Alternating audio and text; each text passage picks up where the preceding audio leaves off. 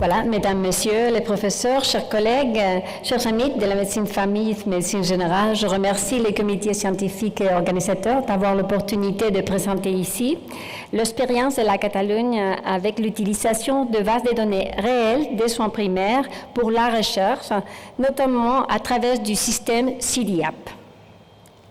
Pour être transparente, la déclaration de conflit d'intérêts, je suis fonctionnaire de service santé et des soins primaires de la région d'Aragon. Je suis professeur à l'Université de Saragosse et rechercheur à l'Institut d'investigation Jordi Gold de la Catalogne en qualité et sécurité du patient. Et l'organisation du congrès prend en charge de mon soutien logistique. Merci beaucoup. Alors, pour quelques informations clés pour comprendre le système d'information de soins primaires en Espagne. Le modèle territorial du système de santé publique en Espagne est décentralisé. Ça veut dire qu'il y a 17 services régionaux de santé. Chaque service régional est doté des hôpitaux et de centres de soins primaires plutôt publics. Les services ont une couverture presque universelle et la distribution dans chaque région est territoriale concernant le centre de soins primaires. Le système d'information du modèle de soins primaires ont la même structure, la même caractéristique dans chaque région, avec une structure organisée par une plateforme logicielle des soins primaires qui est partagée pour tous les centres de santé, une prescription électronique unique partagée par hôpitaux et par centres de santé primaire, un logiciel partagé interopérable pour avoir des données des laboratoires, des imagineries médicales et des rapports de sortie de charge de l'hôpital, et des outils d'indicateurs de performance pour le pilotage clinique, la qualité des soins et la sécurité du patient pour les centres de soins primaires et pour les hôpitaux. Et quelles sont les clés pour l'identification des acteurs? Le patient est identifié d'une voie unique avec le numéro de la carte d'assurance de maladie du public. Les professionnels, chaque professionnel, médecin de famille, infirmière, administratif, ont un code professionnel et on a une liste de patients pour les médecins et pour les infirmières et on peut identifier les territoires de soins et rattacher le patient et le professionnel sur la zone de soins primaire et spécifique. Ça que nous aide à rajouter des données comme des données socio-économiques de la région et du patient.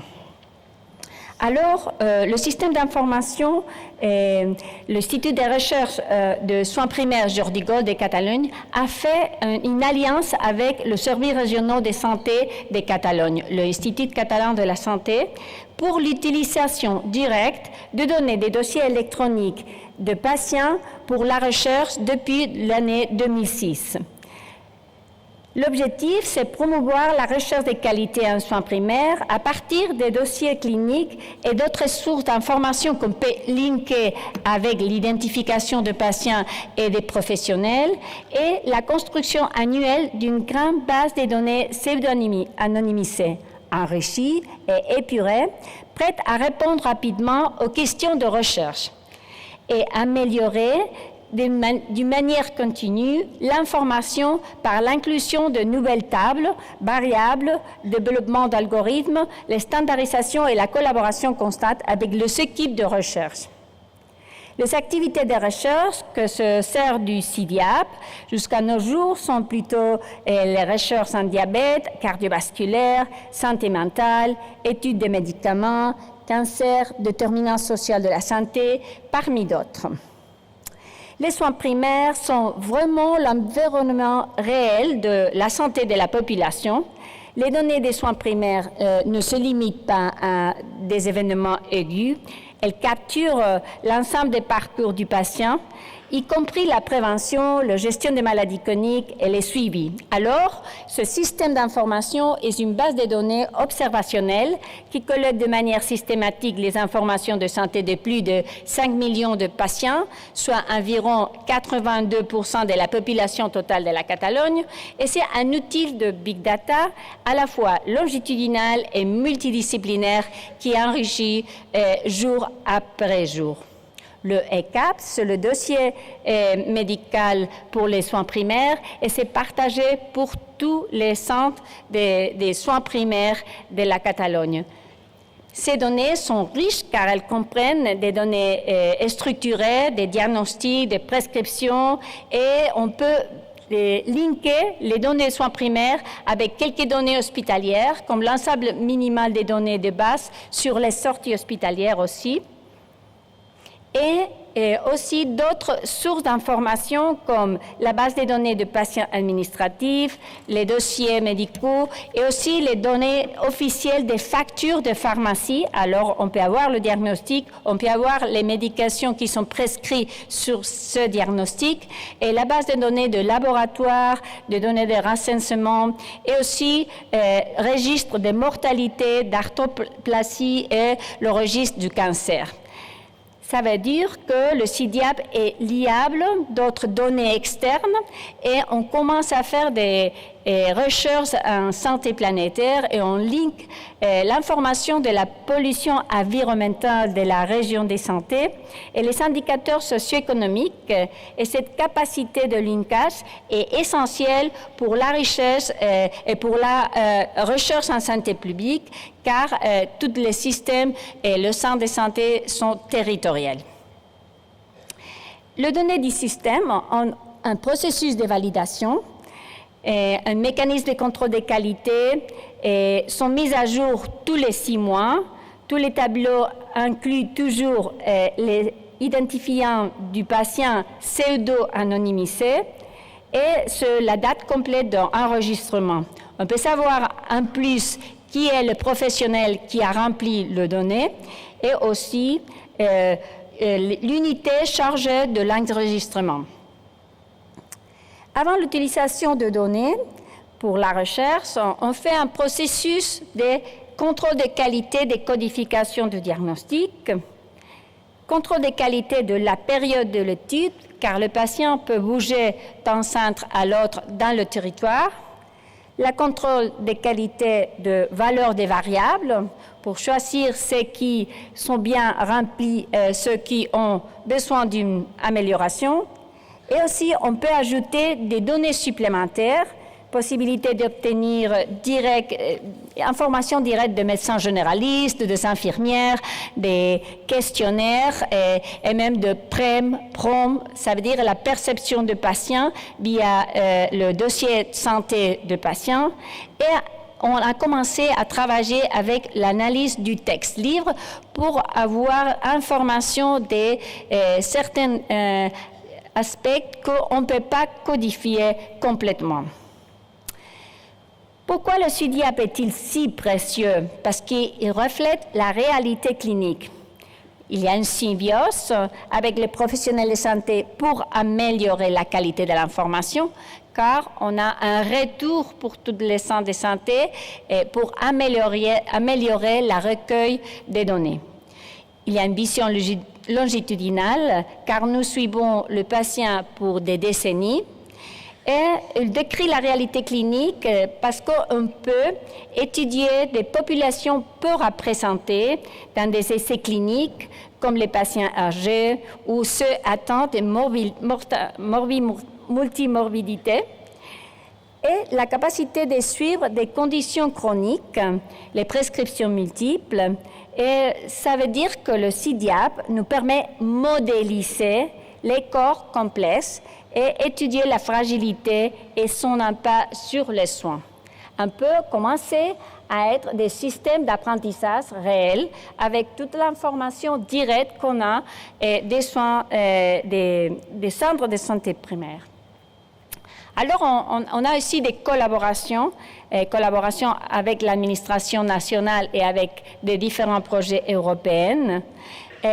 le ministère de Santé en Espagne fait une collection de ces échantillons aléatoires des bases de données des différentes régions en définissant quels sont les problèmes plus importants de soins primaires en Espagne.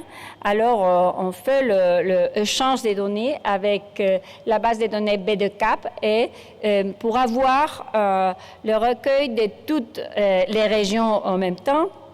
Et aussi, on partage le BIFAP, c'est la base de données pour la recherche pharmaco-épidémiologique dans l'espace public en Espagne. Et c'est un récolte de toutes les régions qui apporte les données de prescription facturées avec les diagnostics liés à cette prescription. C'est la plus grande base de données de dossiers médicaux avec les prescriptions et c'est géré par l'Agence espagnole des médicaments et des produits de santé sanitaire. Alors, comment un chercheur peut avoir des données pour faire sa recherche? Il y a un processus de demande de données, une application, un comité d'éthique, un comité scientifique évalue l'application et les chargeurs techniques font une gestion des données selon les objectifs de l'étude et finalement, on produit une base de données finale pour faire l'étude qui est vraiment établie dans une période de temps et avec des variables ciblées pour accomplir les objectifs. Mais aussi, toute cette information sert comme des tableaux de bord, des feuilles de pointage pour gérer les gestions cliniques des équipes, pour avoir des indicateurs de qualité, de sécurité pour les régions sanitaires en Catalogne. L'indicateur EQPF, c'est la norme de qualité des prescriptions pharmaceutiques. Le EQD, c'est la révision de la qualité des diagnostics plus fréquentes. Si ces diagnostics comme l'hypertension, la diabète, comme certaines indications pour avoir le diagnostic. Et le EQA, c'est la norme de qualité de soins, un indicateur synthétique pour évaluer la qualité clinique et organisationnelle de ces équipes. Par exemple, il est composé d'indicateurs pour le contrôle de maladies chroniques telles que la diabète, l'hypertension, la maladie pulmonaire chronique, la prévention d'hospitage du cancer, vaccination, le suivi des patients fragiles, la coordination entre niveaux de soins et les indicateurs de sécurité tels que la revue de traitement et la prescription appropriée. Alors, cet indicateur est produit pour chaque région et chaque centre de soins primaires. Ici, on va regarder, ça c'est l'indicateur de prescription. Vous regardez qu'il y a l'utilisation de l'insuline, de l'heparine, de l'antihypertensif, de médicaments de l'ostéoporose pour une région sanitaire. Mais si on parle d'un centre, d'une petite région comme Tarragone, on a aussi des indicateurs plus précis pour le suivi des adultes avec maladies cardiovasculaires, le diabète, l'hypertension artérielle, dyslipémie, la maladie pulmonaire obstructive clinique. On peut avoir aussi pour des pathologies aiguës, activités préventives, vaccination, mais même le visite à domicile. Et finalement, on peut descendre jusqu'au service de soins d'un certain centre de santé. Par exemple, Salou, c'est un petit village de la côte de Tarragone, de la plage. Et là, on a l'information pour chaque médecin de tous ces indicateurs de qualité. On peut le voir comme des cartes et prendre des décisions pour l'équipe. Et on peut calculer aussi des indicateurs plus complexes comme l'indicateur de longitudinalité synthétique pour parler avec des équipes comme ils garantissent avec l'Organisation des ressources humaines la longitudinalité avec ces patients. Finalement, on a expérience avec des différents projets européens, mais on a aussi, malgré ces avances, des défis. Le premier est l'utilisation du texte libre. L'application de traitement automatique du langage est essentielle pour déverrouiller l'information clinique précieuse qui n'est pas codée. Ensuite, l'harmonisation des données au-delà des frontières est cruciale pour des études pan-européennes robustes. La gouvernance et l'accès sécurisé aux données sont également des enjeux constants. Et l'avenir de l'utilisation de données des soins primaires est passionnante. L'intégration d'informations de plus en plus complexes, notamment les données environnementales et socio-économiques pour une compréhension holistique de la santé, le développement de modèles prédictifs pour identifier le patient à risque avant qu'un événement indésirable ne se produise, et l'engagement accru des patients dans l'utilisation et l'interprétation de leurs propres données de santé. Alors, les systèmes de données soins primaires sont des outils indispensables, offrent une vue longitudinale et réaliste de la santé de la population. Différentes sources d'informations liées à une base de données unique aident beaucoup à faire la carte globale et très forte couverture population représentative de la réalité des soins primaires, données de recherche fiables pour améliorer la qualité et la quantité de recherche en soins primaires, et un impact direct et pertinent sur les soins quotidiens. Ça veut dire que les bases de données comme CIDIAP sont le moteur de recherche pour les médecines générales et pour devenir plus efficaces et plus sûres surtout. Merci pour votre attention.